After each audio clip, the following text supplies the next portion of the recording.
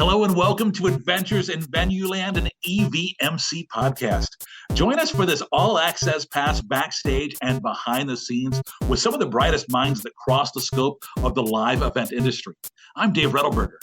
And I'm Paul Hooper. We'll introduce you to incredible guests who journey with us as we dive deep into the world of venues, tours, festivals, and everything in between.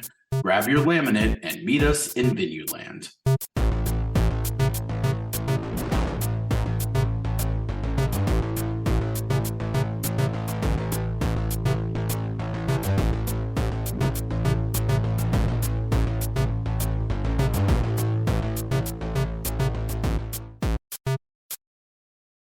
Today's guest takes us out to Denver. And if you've been listening to the podcast for a while, you know, Paul and I like to talk to people who've been in the industry for quite a while, but also sometimes we like to talk to people who are on the newer side and find sometimes we learn even more from those folks as we kind of get a fresh perspective on what they're doing and some of their challenges. And let's talk to one of the newest members of Kroenke Sports and Entertainment.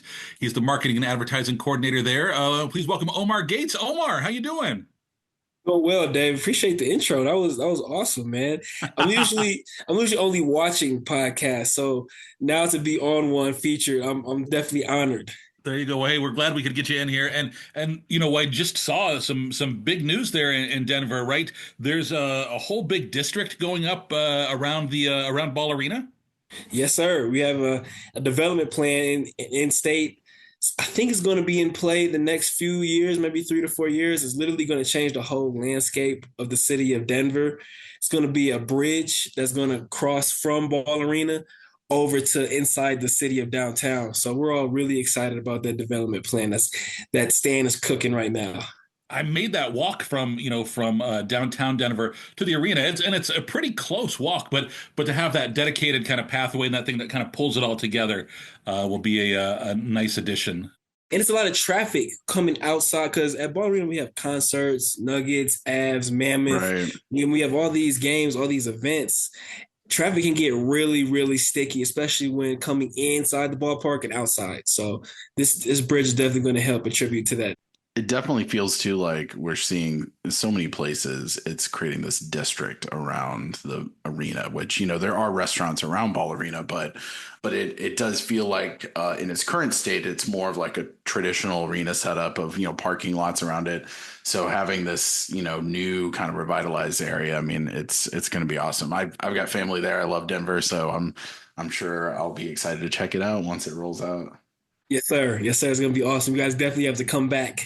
And you guys have the best restaurant in arena of any arena, you know, that just from the outside.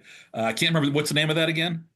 Really? Well, we have Legends. They help us out with our catering for food, but we have like literally 3 different floors of great food. But to be honest, our club levels on the 2nd floor. But honestly, bro, I think the best food is on the 3rd level. Like, so that's a pro tip right there.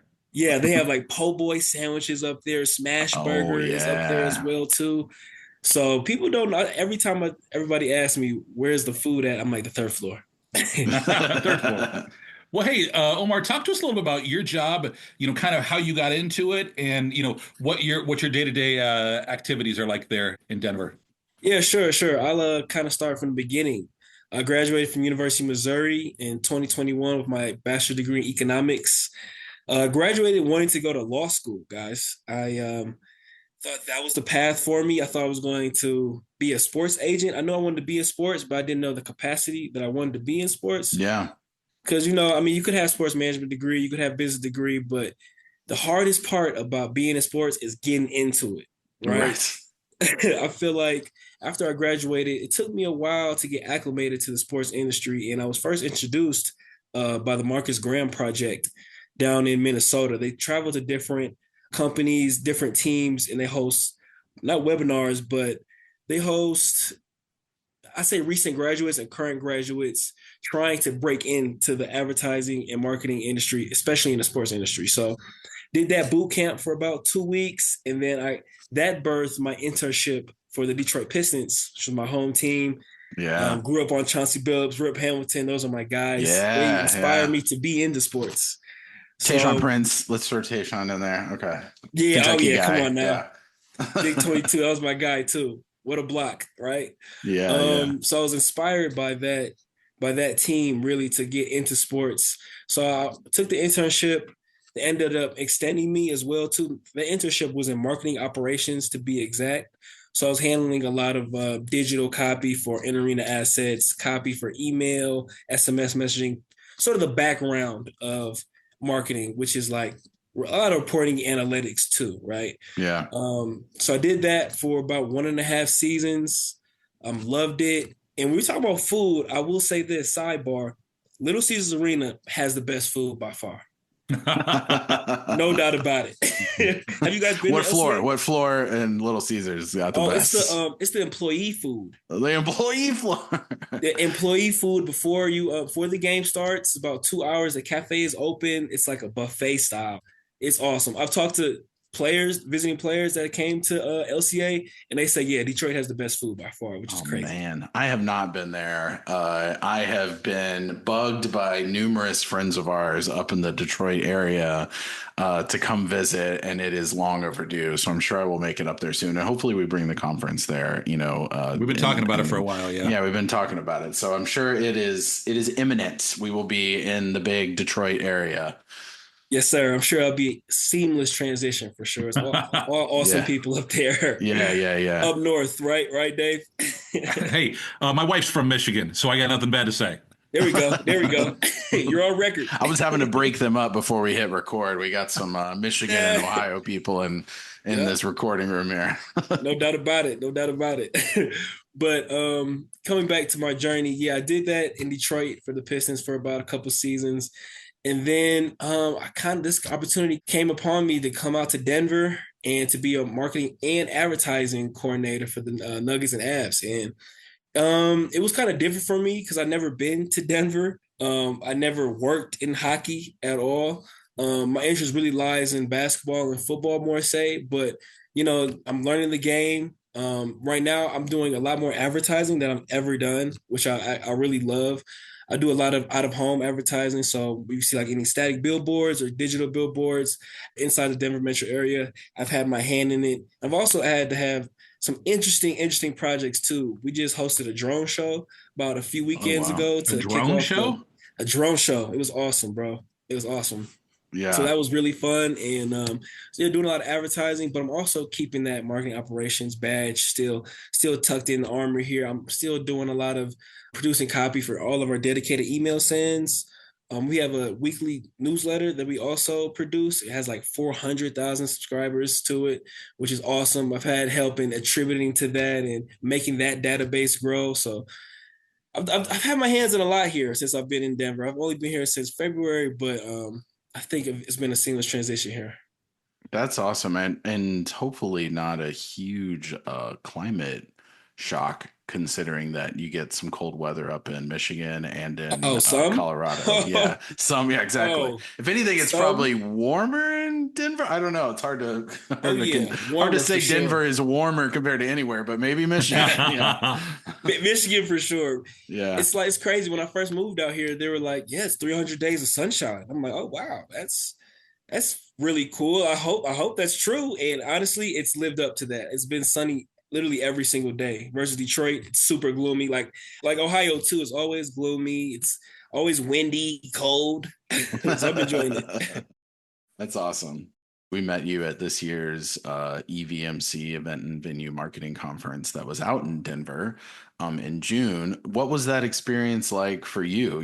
It's obviously coming to your backyard, and I know you connected with Derek Christian, who's awesome, and someone we've had on the podcast before. But what was that kind of experience coming in, being a first time attendee moderating, which is kind of intimidating, but fun, right? And you're meeting these people that are panelists, and you crushed it. Like, I'm not trying to gas you up, but you did a great job. So gas them up, Paul. Yeah. What's that? What was that experience like for you? Man, honestly, when Derek Derek's been my mentor ever since I graduated or since I was in college. So it's been about 4 or 5 years. He's been my mentor. So he's awesome is an understatement. He's doing his thing in United Center and just saw they Yeah, had Usher. So I know, he's doing his crazy. thing. He's wild, man. I'm He's definitely amazing. grateful to have him a part of my network. When he first brought the opportunity to me, it was about a month prior to it.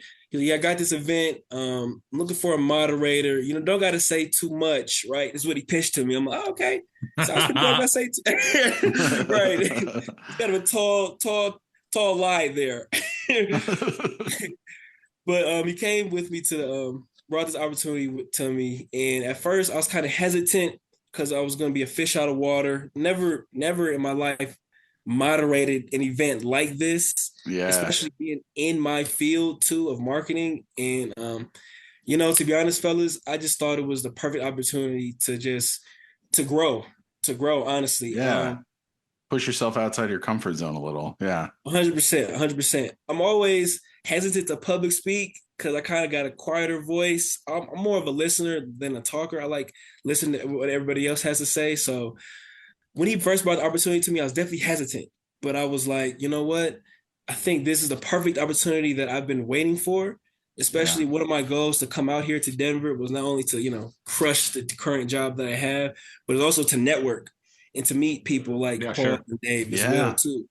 And Yeah. I feel like this is the perfect opportunity for both worlds to collide, for me to grow, to also expand my network as well too. And I was nervous as hell. Don't get me wrong. I was super nervous. We ran through the show the day before, just me and Derek in an empty room, and I was stuttering. I was forgetting my lines. I'm like, oh my gosh, I'm about to freaking bomb. This is not gonna be good. I've been there though, man. I remember my first time speaking. I think it was my second EAMC at the time, which was 2011, and I was not moderating. I was just on a panel, and I was like, "Oh my gosh, there's going to be so many eyes facing me." And once you do it, you're kind of like, "Oh, okay, these are like people kind of doing the same things I do," and it kind of like once you get into it, it takes the pressure off. But that initial buildup, you're like, "Oh my gosh, like what is what And am I getting it was into?" that panel when Paul spoke where I first was like, I'm stealing ideas from that guy. I got to go make friends with him. So Right. again, be careful.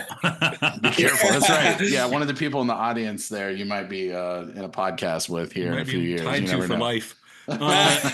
Omar, so let's get into a little bit of the meat and bones because I like to hear your perspective on things and so you talked about emails. So let's talk about emails for a little bit because one of the things that I think a lot of us do is we subscribe to other venues e-blasts, right, to see what they got going on. See the competition. Yeah, Yeah, so right. or just to see, look for ideas, right? So what are you seeing out there? What are some best practices? What are some things you're seeing that people do that you're like, oh, please stop, or things that you love to that you'd love to be able to We don't have to incorporate? name Give names. us Yeah. some of Omar's best practices. I got a couple companies about to name drop. No, I'm There joking. you go. This What arena. I've noticed, one thing I've noticed that gets a lot of interaction and engagement on our email sends are motion graphics or GIFs. Yeah. That's one asset that we should use more, I think. Like, I'll give an example. When last year we had like a game winning goal, I think Kale scored a game winning goal last year, and we are trying to promote our single tickets for the next week. And we just tried it out for the first time, tried it out using a GIF of Kale scoring. And what we got from that, when we got the reports or analytics back from BI, we got from that is that it got twice as much engagement than any other email send when we tried to do tickets. So we used that practice from there on. We started using GIFs for literally everything. Any email that we have that it's probably a GIF if it's not a sponsor. Yeah. So that's been a sweet asset that we've started to attribute to our marketing plan using Is GIFs. is there like a fine line where you don't want to overdo it and have too much motion? But I think also like ones that I've seen that seem to work well is when you do have only one or two, it even brings more attention, right? Like if everything's moving, then nothing's moving. But if you have that one or two, it really is a way to draw people's eyes to that one section. So if you activate that section, that's like a single ticket sale or something like you mentioned, you can really pull it in whenever all the other images are static. That's a great point. You said when everything's moving, nothing's moving. I like that. I'm gonna have to steal that. That's dope. That's dope. But I definitely agree. Like we were having I'll give you another example. Our AVS alert sends with our 400K database. We only use probably one GIF, but we have 7 topics to cover. Sure. So other will be still graphics, but the main header will be a GIF. Whereas we're just doing single tickets. We have one image. That'll be just a GIF. You going with GIF or GIF? You know what? I switch. I do too. I call it a GIF, but you're wrong. This is another war, right? I know exactly. That's a whole. We could do a whole episode GIF, there. We could do a whole episode on this. Exactly. We really could. Yeah. And then I've heard Giphy. Giphy. What the heck? Heard Giphy. All right, sure, why not? I like that too. Let's make up our own new word for it. Right. So, one of the things when there's so often that we are trying to just play catch up. We're trying to get that next thing out, right? And so to be able to take the time to look back at analytics and not just put it into an Excel grid, but to get beyond interesting data and get to actionable data, I think is such a challenge for so many of us. So talk to me about kind of what you do with as far as analytics and what it's able to do for you to kind of spend that time with it. 100%. Even though analytics and getting the tracking from our email and our marketing campaigns is really essential to even learning our database, because we have a dynamic ticket price. It's always changing depending on the time, date, game, opponent, and so on and etc. AI is, which I did that moderate that panel on, is essential to our reporting. But I will say though, at the same time, even though we don't want to be defined by our analytics or defined by our data, but we want to be guided by it. We don't want to be defined. We'd rather be guided by our data. We rather see what our other insights that our emails or our marketing campaigns can lead us to, rather than, okay, this works. We're only going to do it this way. This is the mode from now on. So even though analytics and reporting is very essential, at the same time, we don't want to be defined by the data because we still want to reach outside our, demographic. Yeah, and I think that's a good point. It's easy to get lost in the weeds sometimes on the data. And sometimes you try to identify trends, but ultimately the public is the public and it's like unpredictable. You try to predict it by using previous data, but at the end of the day, you have to understand there's some randomness to it. So to kind of like obsess over the data points, I think just leads you down a wormhole where you're, oh my gosh, we did this, and why didn't it do this again? You look at the unsubscribes and you just get bummed out. It's kind of the classic, like I'm sure Right. every one of us have this, like on our Venue social media accounts, where it's like the content that we expected to get 0 views got like more than anything else, and then the ones that we spent like hours and hours creating is the thing that like bombs and does it, and you're like, how does this make sense? And it's kind of like, at the end of the day, you use it to guide you. I really like how you said that, but also don't obsess over it too much. Don't let it just solely dictate everything. Right. And I also like to think about ROI, right? When we're talking about data, we're talking about return on investment from our marketing campaigns, but we also got to talk about return on impact as well too. I mean, even though AI is a machine learning robot where people, we have passion points, right? We have different targets. We have different buttons that we can push that pull heartstrings and pull emotional strings, but also okay, I can resonate with this copy. I can resonate with this campaign. And I feel like that's what we have to draw the line to, where sometimes, big heads can get caught up in return on investment. Okay, we put this much amount of money in this budget, in this campaign, we should return twice as much, 3 times as much, where we can look at, okay, this campaign really had an impact on a certain niche of people, and we could really develop that database into something special maybe. Right. Yeah. That's a great point. So when you talk about using AI and using it to help you, with the analytics, is this something that you're figuring out on your own, or are you working with a third party company that's kind of an expert in the AI arena? No pun intended. Right. It's 100%. I like to try to take some credit, Oh yeah, I can just go on Google and, look up different things or different platforms to use for AI to help us out. But honestly, it's all third party for us. We have different companies, different platforms that come in and pitch different ideas to us on how we could expand our marketing and expand our platform and our reach. So I say it's more third party. It's really companies that are based in and honed in on artificial intelligence that know way more than we do, and that can help us out even more. So I Yeah, say it's sure. more third party. You mentioned some experience with SMS, and I wonder, we have an ongoing debate always at our venues here in Columbus about, some people. There's always one guy in the room who's always like, email is dead, but we still see most of our traffic there, right? He just can't wait to tell you that email's dead, but we're still doing more, stuff. But I wonder, kind of, what your thoughts on texting versus emails versus social. Where are you? I know everything's important, but where are you seeing traction? Where are you seeing growth? What are you seeing fall down? Just open to your thoughts. Interesting.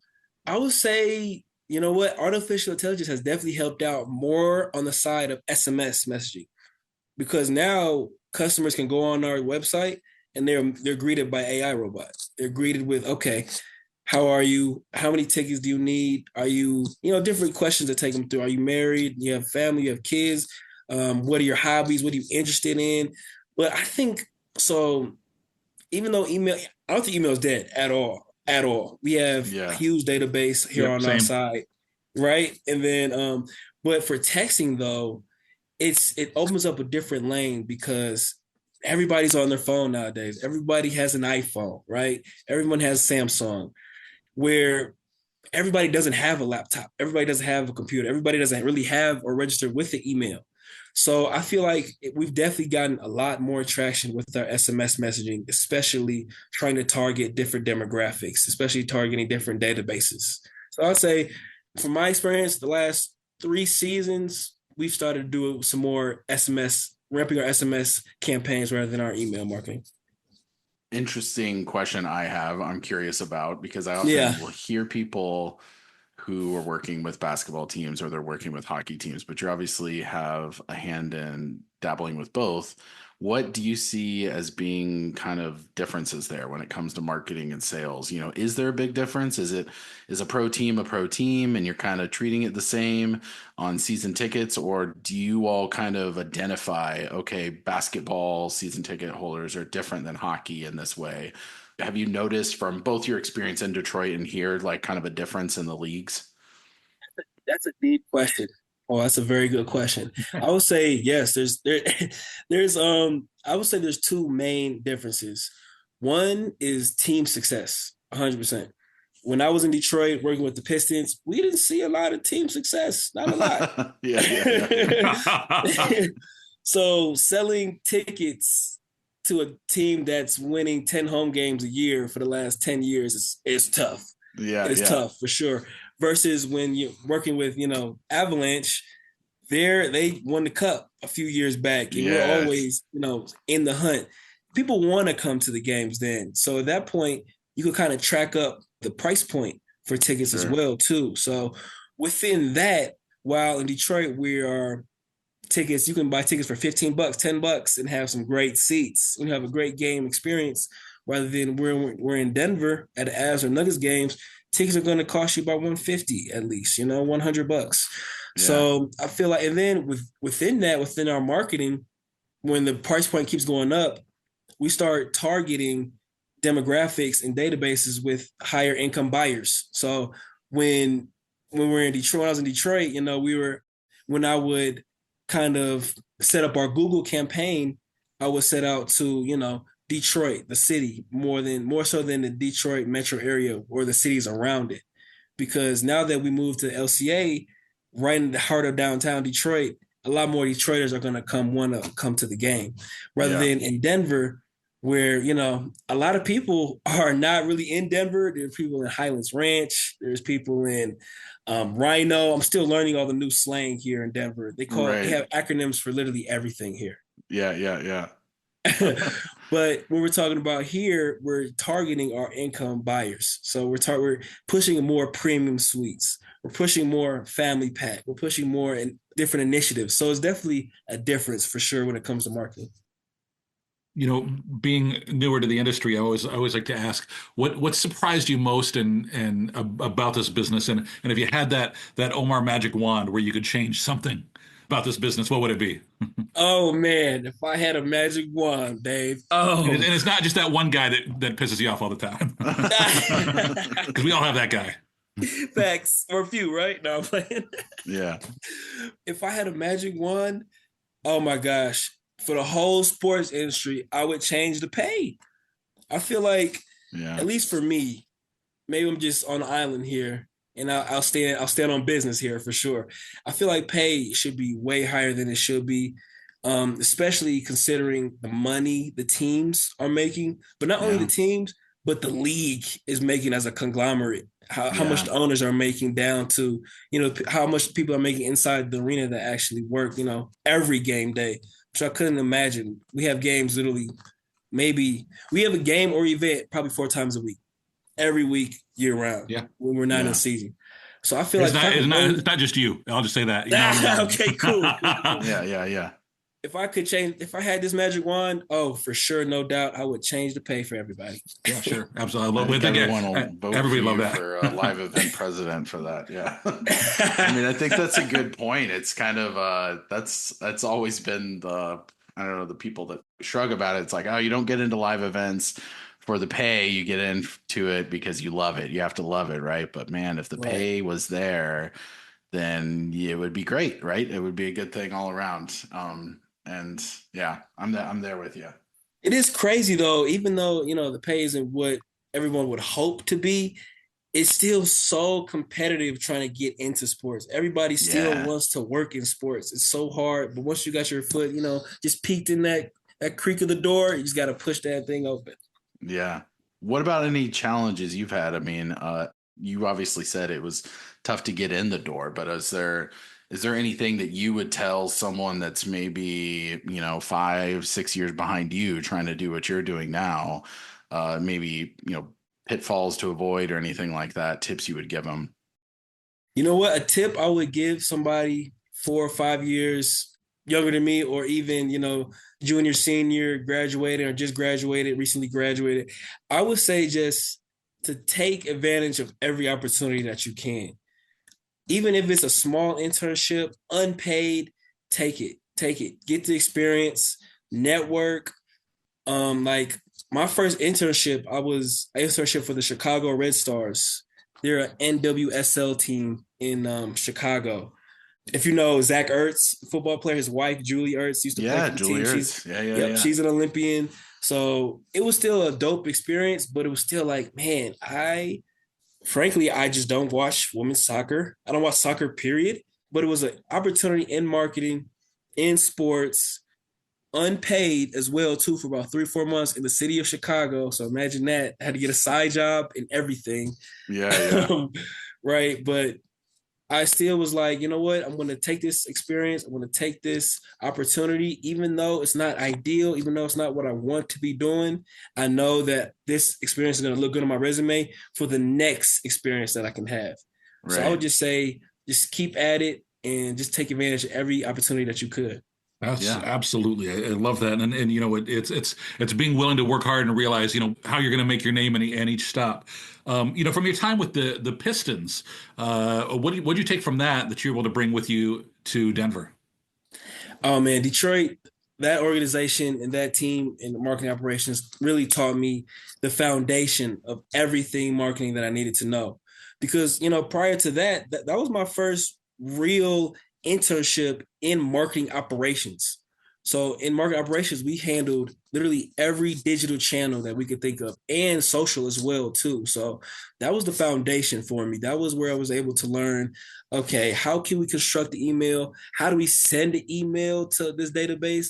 How do we construct SMS? How do we get the in-arena signage? How do we do brand marketing? I've learned that was the foundation for me. And I was able to translate all the skills I learned in Detroit here in Denver. And I feel like I should be able to translate those skills that I learned throughout the rest of my career, honestly.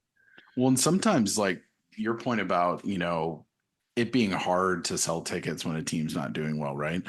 But I think you would probably agree that starting at a place that has that challenge is a kind of an interesting and good perspective, right? It's a lot better to like start trying to sell tickets at a Pistons game and know how to like grind it out for those sales and then come to the Nuggets and you're like, oh shit, people actually want to attend these games and and they're doing well and you've got, these big like superstars and stuff, then the vice versa, right? Like it's tough to like go from a Nuggets and then go back to Detroit and be like, oh my gosh, like, what do you mean people aren't willing to pay this? So I think that that's a really good, I'm sure that was like a good perspective, right? Where you're like, okay, like I know how to grind it out when I need to.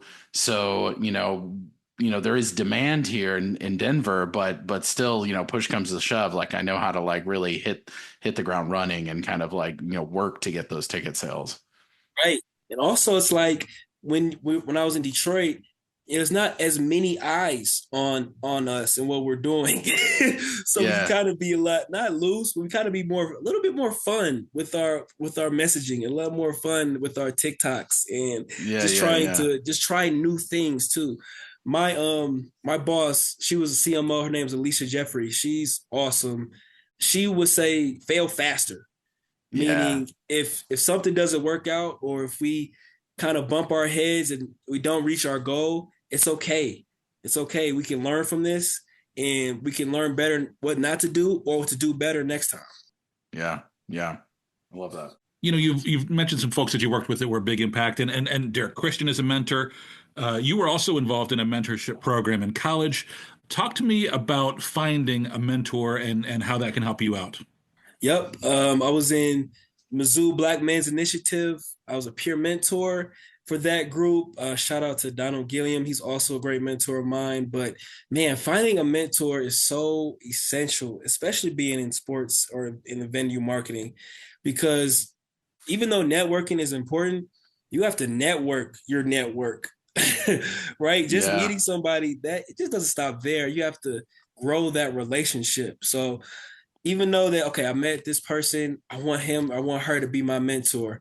Okay, relationships, they take work. You put in work. Yeah. Like with your wife from Michigan, you had to compromise. Okay, I can't wear Ohio State gear on Saturdays, right?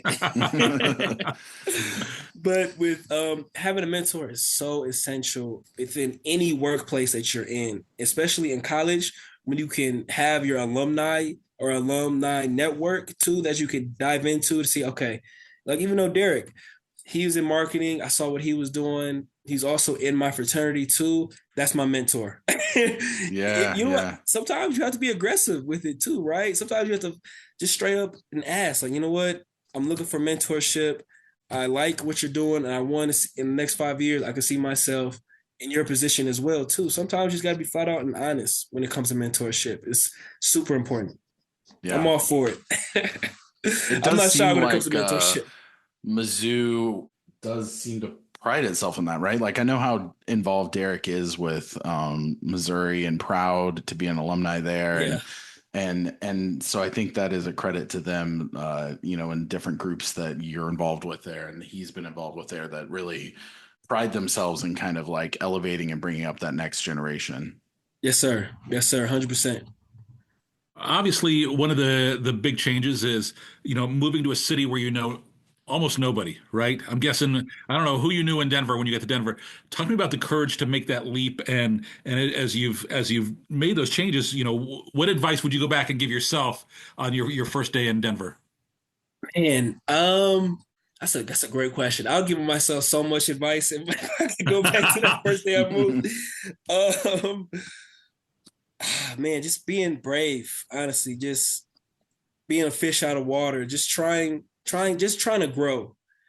I feel like I just hate being stagnant. I hate being just going with the flow. I'd rather go against the grain. And sometimes it's tough. It was tough. Definitely making this transition from, Detroit, where I've lived practically my whole life, and then coming to Denver where I knew absolutely not a soul. But honestly, it took a lot of faith in God. It took a lot of faith in myself too, and my abilities and my capabilities. You had to believe in yourself and just have a great support system as well too, which I do back at home, which has been awesome. They've been nothing but supportive of me in this transition. But if I had to give some advice to maybe somebody else that's thinking about making a transition or thinking about a move, that's kind of nervous, on the nervous side, it doesn't really want to leave home, I would say just jump in the deep end. Jump in the deep end and see what happens. Maybe you can swim, you know? Yeah. Yeah. And Love to that. your point, if you've got a support system, try it out. Try it out. Worst case scenario, you're back in Detroit. You love Detroit, so like Right. you got that as the parachute, Right. right? So like why not? Why not try it So, out? you get to the new city, and work is, easy, because I don't want to say the job is easy, but you get in, you dive right in, and and you got to figure it out. But what about on the social side? When you're in a new city, and how do you avoid being lonely? How do you get out there? How do you find out, what's happening in the city? Just, for you on a personal level, to Mhm. avoid, hey, I do my job and then I go back to my apartment. Yeah, I feel like that could get really easy. Just trying to get comfortable. Okay, work, house, work, gym, house. Especially this industry, right? It's like Yeah. long hours. You're just like, I want to go home, right? Right, literally, like right after the game, it's like 9:30, 10. I'm on Mountain Time now. I was on Eastern. It's about 2 hours. So I'm like, oh Right. man, I'm reeling. I gotta go to sleep. I'm tired. Yeah, yeah, And then I'm waking up at like 5 a.m. normally. Like waking up at yeah, 5 a.m. because it's 7 a.m. in Detroit at that time. So I'm like, yeah, yeah. that was an adjustment in itself. But personally, I just like honestly trying new things. I've had four siblings. I grew up with two of my brothers in the same house, so I was never alone. So Yeah, coming out yeah. here, I was like, it's the first time I've had my own apartment, my own crib. So that was something in itself. But personally, I just try new things. I like trying new restaurants, trying new bars, trying new experiences. And I feel like within that, you could also meet new people too, as well, too. Even if someone you don't really resonate with at all, or you don't have the same background at all, you can learn from them as well, too. And I just enjoy conversation as well. So I'm honestly never really bored. And also I also came right in the middle of the season. Like it was Oh, right. yeah. I came in, yeah, right in March. So it was playoff push at that point. So everybody was running around with the chicken with their head cut off. So it was really it was hard to catch up to speed and to keep running and to keep pace. Yeah, But sure. so the first few weeks were definitely hard for me for sure. Having 4 games in a week, getting home at like 11 every night for a couple weeks, that was tough. But just staying grounded and just picking up and using that phone too. Honestly, like picking up and calling home, like, okay, I'm kind of struggling with this. I kind of need your help on this. Send me a little money. I don't know if you could. Yes, all goes back on that support system too. So I'm really never bored. Well, I definitely appreciate your candor in answering these questions, and I'm going to ask something of our listeners now.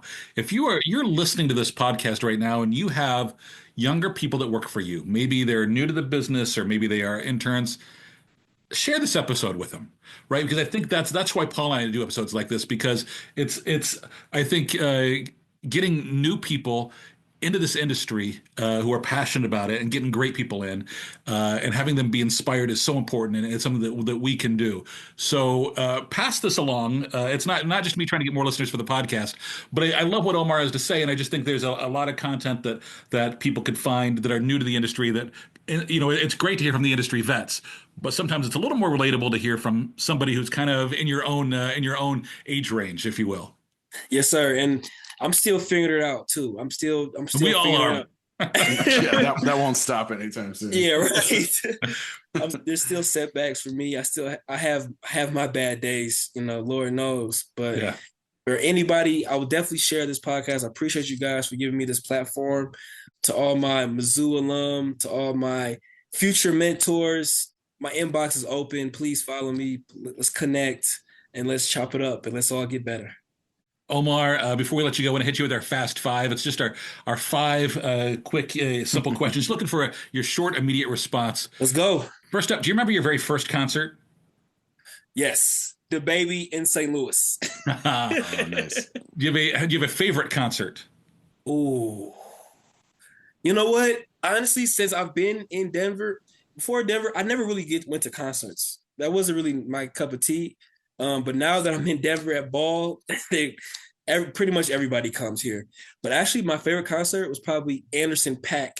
And it wasn't at Ball Arena, though. It was in Red Rocks Amphitheater. Oh, yeah. Oh, my gosh. That venue is elite. So I've heard a little bit about that. I'll have to, Paul and I, maybe we should do an episode or two about Oh, next time you guys come to Denver, Red Rocks. Rocks yeah. concert. We've been fortunate to go, but Anderson .Paak there would be awesome. I'm sure that was awesome. He's a performer, man. He was dope.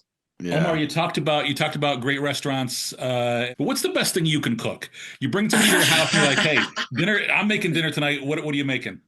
Honestly, what I'm making, oh my gosh, I'm such a guy. I don't eat any vegetables. What do we need those for? I'm not gonna waste my time on those. I hear you. Honestly, the best thing I can make though is an omelet. Yeah. 5 eggs, bacon, sauce, put some chorizo, lettuce. Oh yeah. Like a Western omelet almost. Some tomatoes, 2 onions. Oh man. I'm an omelet guy. What's your favorite thing to do on a day off? Ooh, that's a great question. You know what? During the summer, I was going to Rockies games. I love baseball. I love watching baseball. So even though the Rockies absolutely stink, when Shohei came, the Braves came, even the Tigers came. So whenever good teams come to the ballpark, I always go to Rockies games. But I like working out too. So my off day, go work out. Last question for you. What's your theme song? So there's TV cameras that follow you all around, a reality show style, filming the life of Omar Gates. What's the song that plays over the opening credits of the Omar Show? I love this question. I will say Jay-Z. What more can I say? Nice. On that note, let's wrap things up. Omar, you mentioned people want to reach out to you. What's the best way for them to find you? Guys, ladies, please follow me on LinkedIn. Literally at my name, at Omar Gates. Easily accessible on there. Nobody texts me on there. Nobody messages me. My inbox is absolutely clear. So please reach out and let's chop it up. Yeah. There you go. Hey, I appreciate you making the time for us today, and look forward to hopefully seeing you in Atlanta for EVMC 2025. Hey, I will be there. Hopefully, I'll get the call to speak. Yeah, there you go. Now you're pro. Yeah, you're gotta manifest it. Yeah. Appreciate you guys. A big thanks to everybody for listening to this episode of Adventures in Venueland. Remember, you can subscribe and find more episodes wherever you listen to your favorite podcasts. We do love your 5-star reviews so you can help others find us. Until the next adventure, I'm Dave Rettelberger. I'm Paul Hooper. Thanks for joining us, everyone. M-I-Z? Z-O-U!